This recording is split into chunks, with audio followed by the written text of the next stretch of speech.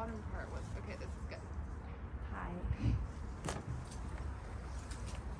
I'm Ivanna. Yay. Hi. And I'm so glad to be here tonight. We're so excited to present 3 poets who we love. And we're especially excited to have Krasnoper here from Berlin on a 2-month tour. And this is the end of the 2-month tour, so we get the grand finale. Woo! It's so nice to be here. Crossover, David's Garden, Poetic Research Bureau. And you're going to see David coming around with his phone collecting subscription donations. After. Sorry.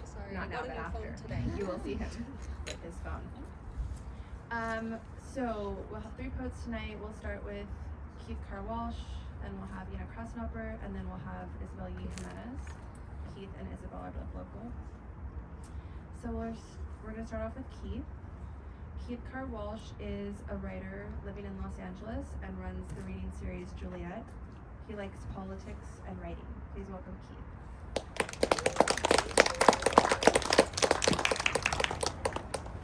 Hello. Okay, I have to adjust. I'm honestly jealous. That golden retriever is so fucking famous.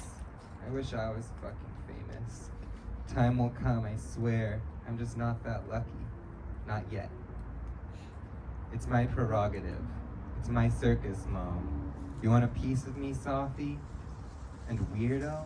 Give me more. Because sometimes I want to go be a toxics criminal.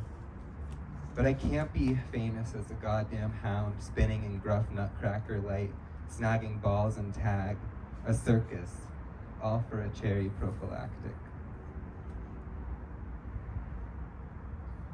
The rock band Falling in Reverse has a song, a power ballad, called God is a Weapon.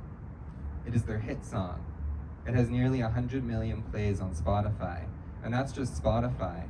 Across all time, the internet, radio, soundtrack, sampling, video games, the song probably has even more, billions of plays. And God is a Weapon. Singer and band leader Ronnie Radke proclaims, if God is a woman, then God is a weapon. Yeah. It is this yeah that I zeroed in on, that I still zero in, and that remains as a guiding light. It was for me both affirmation and prayer, emphatic refuse and eloquent framing. So now I'm obsessed with guns, like super obsessed. I was going through an anxious period before. Guns offered solace. There's such solace in a pointed gun. A pointed gun, a gun that shines. Guns are control. Guns are justice. These objects are the end of beginning, right? So I thought for some time. But yes, you guessed it. Guns only increased my anxiety. Ready, aim, bang.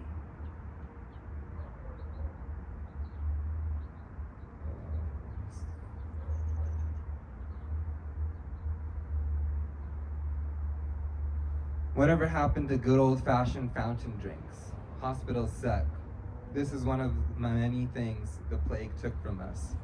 I do not want to ask for a drink from behind the counter. I don't want a mix and match situation. Yule counter, there are plenty of the old kind. Why are they all in fast food joints? Do you ever go there? I don't eat that shit. I wish I had dirtier teeth so I could scare people away from me, and I want fountain drinks at Elysian and Griffith Park. And cigarette machines too, because they go together. I mean it. I wish American spirits, Mark Gold and Reds, and Winston's only upon the parks and their squirrels. That's where I'm at and where I have been. And none of this camel boo bullshit. Lois, have you ever smelled that shit? It smells like the oncologist's wing of a broken down hospital. One designed by Le Corbusier for Max Payne. Like you can smell the stem cells spawning, or whatever they do it so fast. What next? Blood on the dance floor? I don't even care. Just get that lab cat and its semi-popular other cat friend away from me because I have to go to the arcade. I'm almost on the 2nd level of Pax-Man. That's right, smiley face. It's the one where he, Pax-Man, gets married, comes out of the machine, builds a fire, and smokes out the arcade, saving all the other video game characters from untimely deaths. It's true, you only live once. Even if you are a Pax-Man ghost, even if you are Moses killing his brother because he was so much gosh darn better at killing sheep. I don't want to. I don't want to. I don't want to. I just want to kill. Instead, some top secret bottle of ketchup glass bottles only, and have the drive-in movie call me back about my acres of butter pop that I left with all their photo albums back in the day, yeah.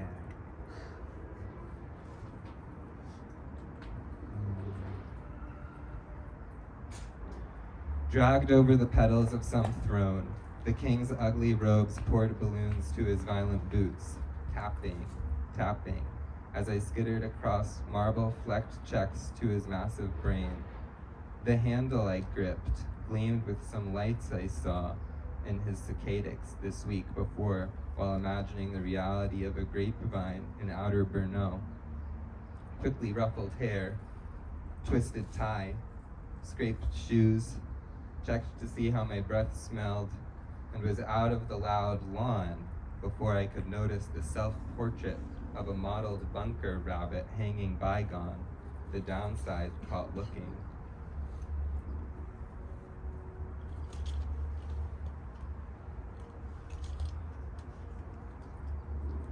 Like you, angry at anger, bored, I am chatting quick over moss, and my daiquiri is slipping out of my hand, loosing itself wetly and cold from my wrinkled grip, squeaking and sliding and falling forever as my face stretches in shock and awe, which I guess I heard is recently a Trump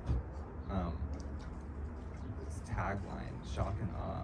And my friend's leg hurdles and his arm wrangles underneath the glass. I watch it fall and fall. My hands clasp my head in shock and awe, and I scream, eschatological.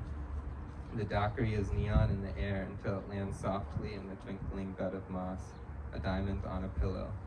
Make me happy, and I will be virtuous again, Frankenstein said. Here's the last one. Strange thing, he called the stream red, but we were in Vermont. There was no blood in the water. I drank it, a faint hint of nuclear waste, but nothing to worry about. It was strange. He insisted the stream was red, but it was just a regular stream, little paper boats floating down it as usual. If the stream was red, I would have honestly jumped for joy, having spent so much time with nearly clear water.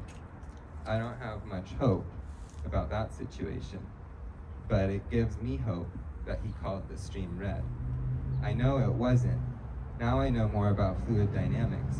Maybe I'll start a hot tub company. I could make tons of money. It was unsettling to hear him say it as we stood on the stream bank. He sounded crazy, but he wasn't. He just called the stream red over and over, like I called it clear, and watched it flow away from us. Thanks.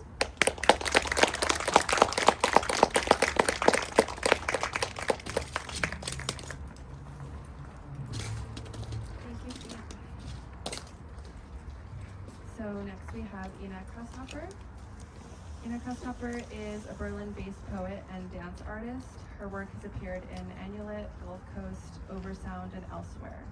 Her first English language poetry collection, Distance, was published by Bella's Books. Please welcome Ina.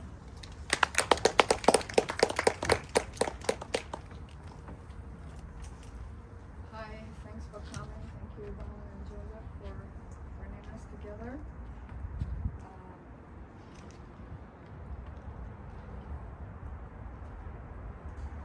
Do you give more time to a reader who reads herself in translation? She and her stunt double, do you see double? Is translation a stunt? Is it line auf eine besetzbare Matratze? Is it a double bed? Is it a bed? Double or nothing? Did you set a privacy wall? Is there a template? Is there another to follow? Are you late for the next reader? Does the space support the separation? Are we attached to a two-sided port? Do you depart from a point of origin? Do you trace yourself from your point of arrival? Is another language arrival? Do you race for both? Pretext, предтеча, preposition, excuse. I suggest you read half as much, twice. I suggest you take twice as much time. I suggest you stay in the middle and mind the audience. We might have tons of suggestions adjusting to tongues. Mutilation, grain, gain, against the grain.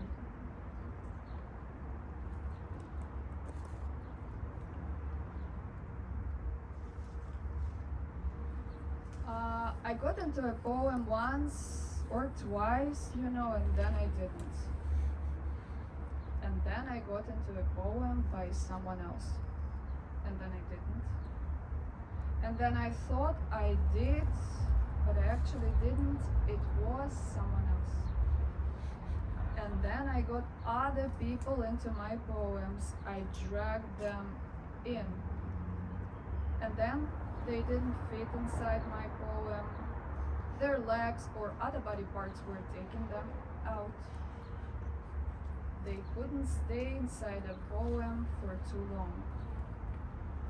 Lebowski writes, I don't write about real people.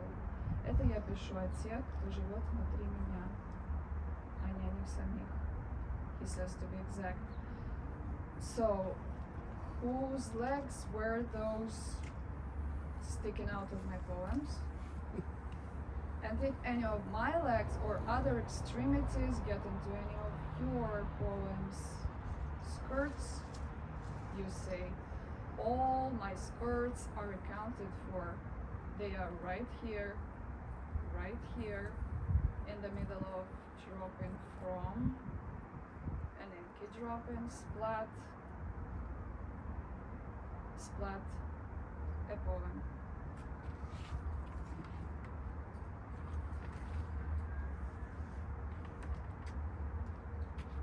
If blue is nowhere, out of where comes the red? If it comes, will it go? If it went, what did it underwent? If nowhere is wet, where does it rain? Here is the rhyme. Will you rhyme? Laid out. What do they lay? If these are eggs, where is the hen? If hens is to have a consequence, who is going to have hints?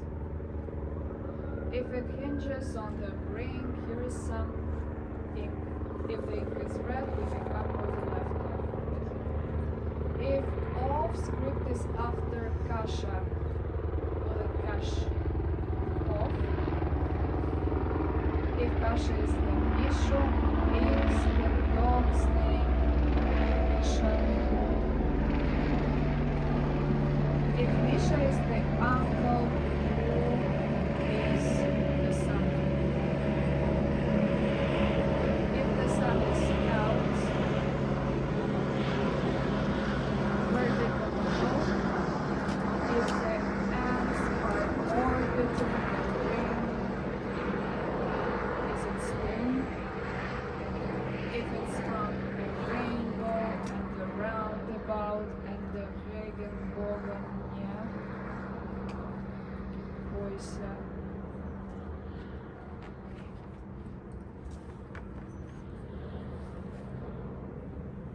Im, voraus, impact, implication.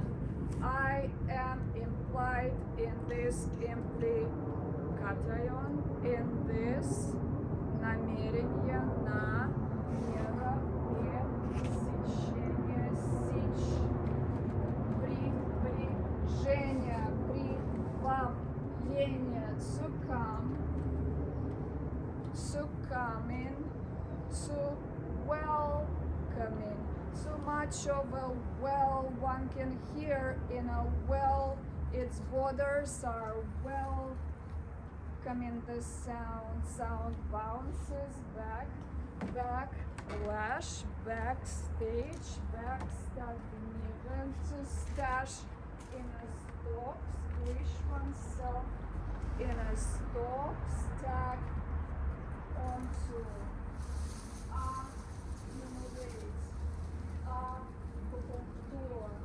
аккумулятор, за, рядка, за, рядом, за, here, lungs.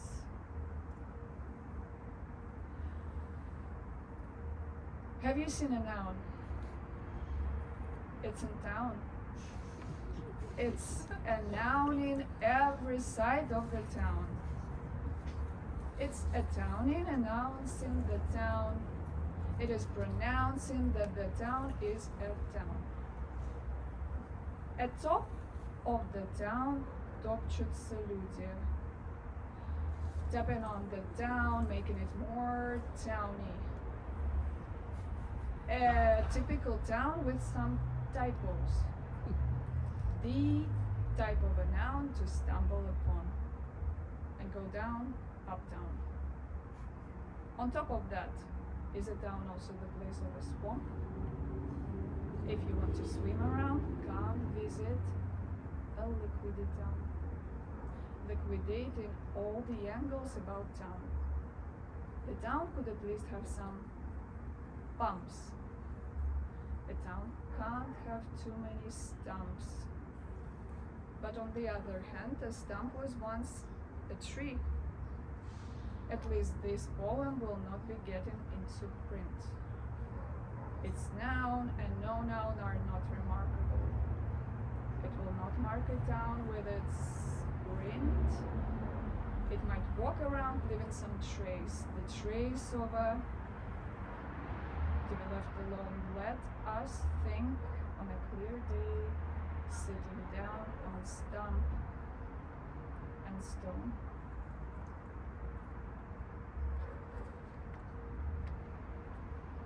How long is the letter I? How long is the letter I? How long is the sound chew? How deep is the sound? How deep is the sea? Have you seen the letter I? Did it show up? Did it show down? How long is the downtime of a downing letter I? Of a drowning letter, of a drawn letter, of a gesture of letter to the left. Of a left letter to stay unattended, unended in a long sounding, ungestured letter, in a let be letter, in a let it letter, in a letter trying to tail. Let in pursuing the latter, in catching the letter at its end.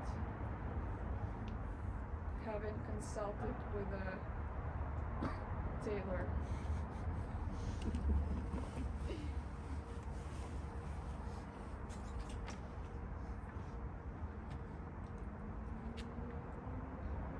I meet you at our house. I'm your housemate. Both of us pay house miete. Our house calls. Wir sind mittendrin, admitting me and thee.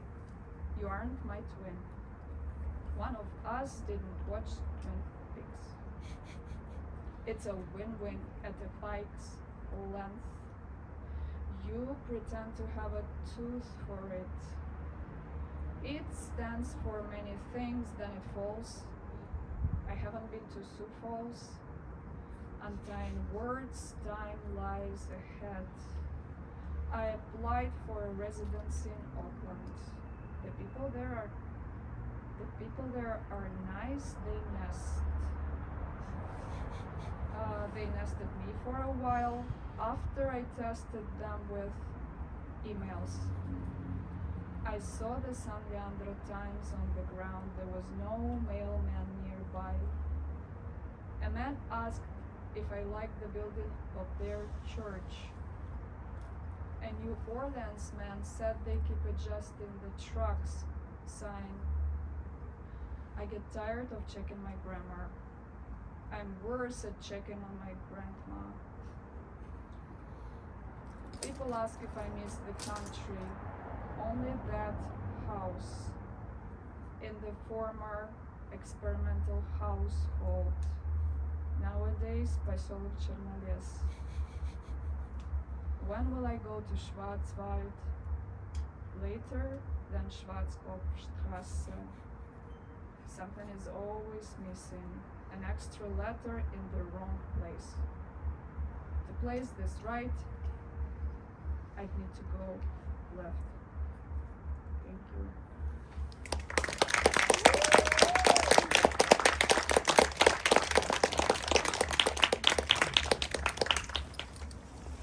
Thank you, Ina.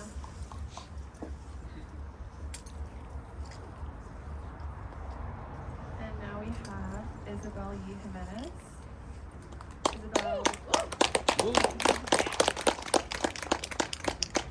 Isabel is an artist, writer, and curator whose work examines the materiality and genealogy of place.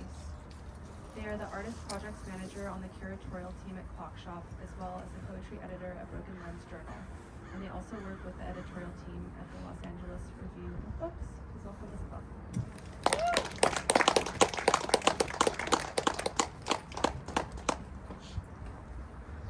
Hi everybody. Can you hear me okay? I'll speak up. A little closer. Thank you. Thank you so much to Joseph and Poetic Research Bureau for having me. Thank you to my dear Ivanna for hosting, David for opening up this garden to us. This first poem is called Romance Copulous. Mortuus, or mori in the second declension, a classification of syntactic function authored by inflection. The declension, also by way of decay, is mortuum, whose threefold signification holds embodied its process, to mean decay by no related root. Of things they are withered and outworn. A person, too, may fall as if dead, faint as in overwhelmed by feeling, to straddle the strata of living and dying. A paradox resolved as durational performance. At once your dying precludes death to assume something else, as a dress that unravels itself from meaning. Silk that flits and catches light is reworked and stitched to a composition, splayed playful and prismatic across the page, though I inherit it pocked with holes. And though I mend it, the life has gone from the fabric. Suture tension of history, set alight with pangs the way that clothing makes a second grave for loved beings. Unbound, seeking the semiosis to comply a resurrection. On the tannic copulative verbs and connective tissues that reform themselves over ages, in the language that sat cystic, the gnarled fist at the swell of our throats. Stare, or a state of being, is a competing copula drawn to delimit a subject in space, to stand, being, dependently motionless and positioned in a place. I am qualitatively living dead, as though living, as though dead. Transparency of etymologies, overlaid like cause to speak remembrance like an invocative curse, the intent fraught below the surface and occupying the state named utterly unadjectival, death and its structural contentions. Its Spanish cognate is estar, as in tú estás muerta, but in the sentence she is no longer suffering. To what? To whom does she refer? What does that present tense mean? To what end insistent on a present indicative? And continuity hangs by a tense. The subject marches forward into time, uncertain modifier upon them, arrayed in the trappings of one dead. How language leaves room for minor resurrections, and and in speech that loving relation. She is dead. She is. She is.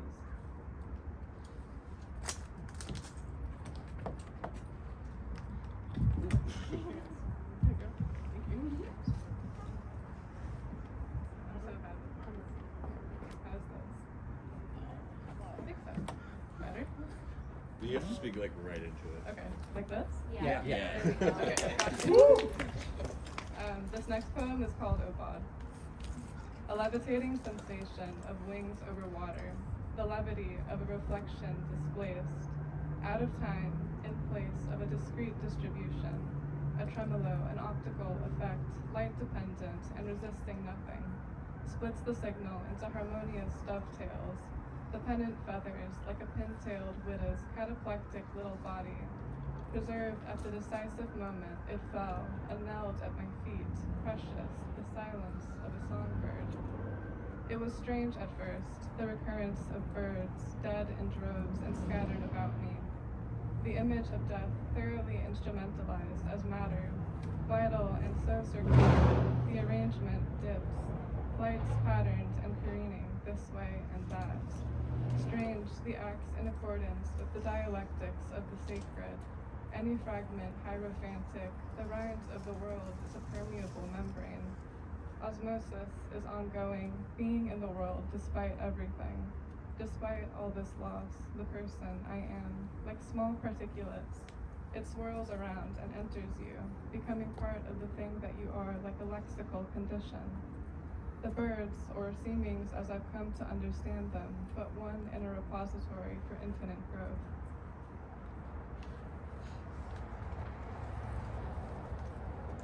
This poem is called Photo of a Studio in St. Croix.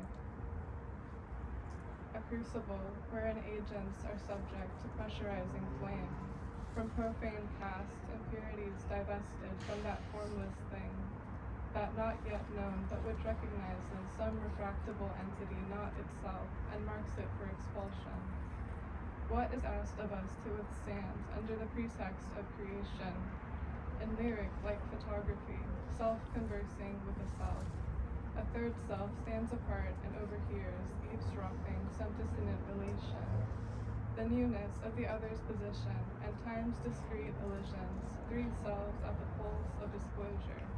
For instance, a photo of my grandfather on high scaffolding, shirtless in clean white slacks, his hands affixed to the plaster mold that mirrors the model beside him.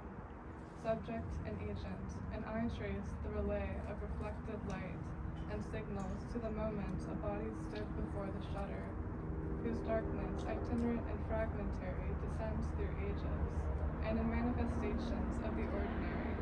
The years shorten, and I see more wholly a stranger's singularity, marked by contradiction. The desiccant in the foundry is by nature extractive. Creation through the dogged, selective performance of everyday labor, in looking, reach a parting line. Still, the instability of reference overwhelms what truth of the image, like water droplets heap carved from the wastage.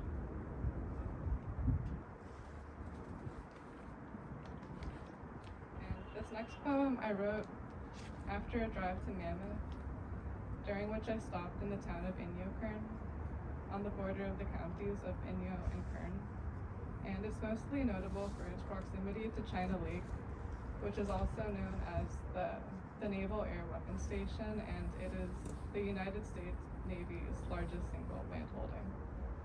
The poem is called Probability of Kill. Shifts of miasma hang low on the horizon of the desert, silk blasted skyward in the after effects of an explosion. The duration of residual fallout is imminent, though opaque, in the cursory reporting of the regular channels. Far-fetched nuclear waste idea roiling eastern Kern, brunches of territorial opposition. Disturbed symposium of the rural maligned forms on the echo chamber. That dry lake bed rocked by pustules of burst ordnance, and the mother of all bombs' weeping teat, dribbling shafts of pellets, of bath salts rest, of perpetual radiance viewable through the fine reticulum of the bird-like oscilloscope that hungers like an insatiable animal. Barreling toward the entropic eminence of mutually assured destruction, having pulled off the 395, a man approaches me, corralled in hedges of chaparral, phenolic compound dispersed on the patio behind a dive, drink in hand, midday, whereupon entry, a mutt whinnied and pissed in the corner, to concede of our relative proximity to the weapons center, colloquially known as China Lake, the site of nascency of the Sidewinder, a short-range missile whose production surpasses en masse any other deployed and detonated. Toroidal schemas splint like schists to rip through metal and flush fuselage, and a black seam of smoke streaks axes across the sky, venting like a fumarole. By the logic of specular reflection, light displaced, vacuously shimmering, degrades a perfect mirror of an image into an astronomical object, whose cause is due in part to a vibratory refractive index, arcing, angular, long exposure of a star, related to the phenomena of the desert mirage, or perturbations by jet fuel superheated asphalt, whipped silly in the wake left by engine exhaust, upon which the infrared mechanism and cruciform canard signatures of the continuous rod canister shell are trained. Through my own lungs, even then, aerosol sat stalwart in sternal recumbency, sunk stone in the carotid artery lodged loose, abrading ultrafine particles penetrating deep in the isthmus of my resplendent body to delineate between health and hatred for all that should seek to harm me. In the way that most matter is leached from the same fetid pool, the wretched and or nebulous dark, the maneuvers of crystals in concentric layers, a pearl is amassed from carbon. So too sequences of cosmic dust, silicate clouds, grain cores of galaxies.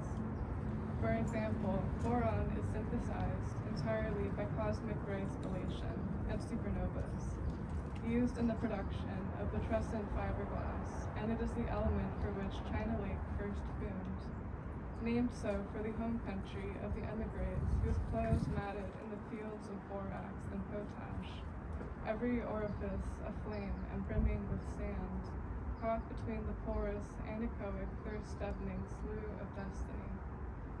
The resulting land scar was armed with bronze. Its oracular sphere flies from behind a formidable guarded fence. On the other side, the western terminus beckoning, then scaling, and histories converge, warlike on a near-mythical, paradisiacal precipice. Funnily, the first combat use of the Sidewinder shelled the islands of Kinmen, sent slivers of Chinese pilots down over open water, but not to worry, for the industrious coolie laborer lives on in the insatiate of fighting, in the sensory organs of the namesake snake. The strike blade lives forever in the sacredness of the vegetal world. And I have one more. I just wrote it. It's called Catalog of the Grasses of Cuba, and it begins with a preface. The following 3 species are excerpted from a catalog of the grasses of Cuba, based primarily upon the collections at La Estación Central Económica de Cuba, founded in 1904 by the nascent Cuban Republic, protectorate of the United States, caught in the transference between imperial powers. This research was collated from several herbariums whose specimens were gathered by staff persons from the broad western and eastern frontiers of the island, the low, wet ground around ponds in Ivanna, from pastures forming cliffs of retiro and the edge of the woods, quaking bogs and the dense silt of budding lagoons, collecting, eventually, in rivulets that let out in the wide open savannas. Each of these species originated somewhere in the tropics of Asia, and before they were taken into the hands of a scientist in the field, rolled between the pads of their fingers, cut, bundled, and pressed, measured and logged for posterity, They immigrated across an ocean and replenished themselves.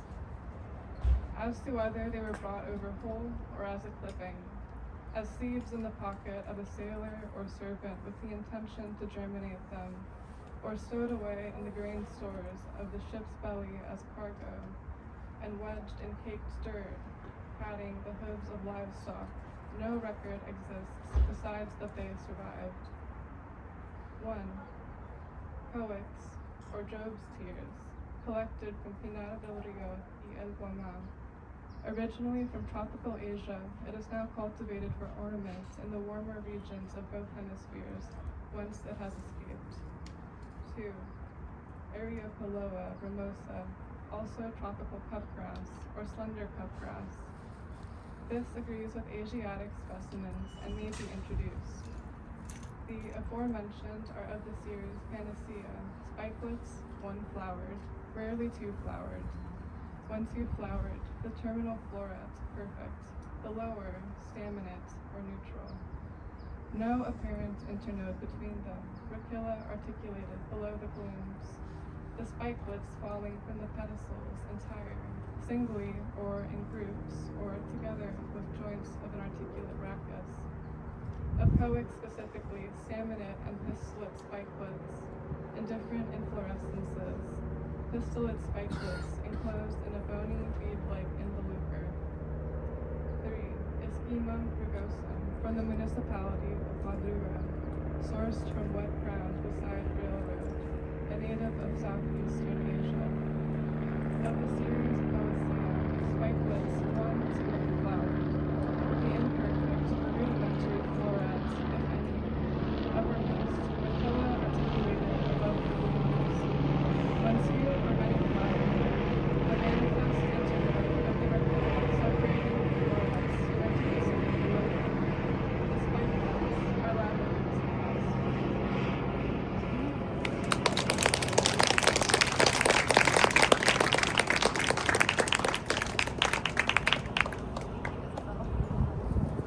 Thank you all for being here. You will now be graced by the holy presence of David himself to collect your generous donations to keep this project going.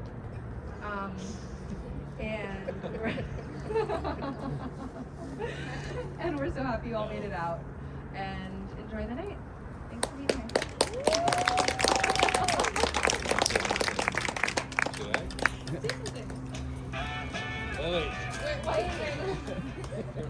We started a Patreon for the garden. David has a link for it. You can donate by paying the garden $3 a month if you Or want more. to. Or more. And we'll write your name on the wall in chalk. Thanks, everyone. If does anyone want, I can airdrop you the link. Just airdrop it to anyone. Just Open your airdrop. No. yeah. I have someone accidentally knocked off this white sage branch, and if anyone wants it, you should take it. Anyone? Okay, so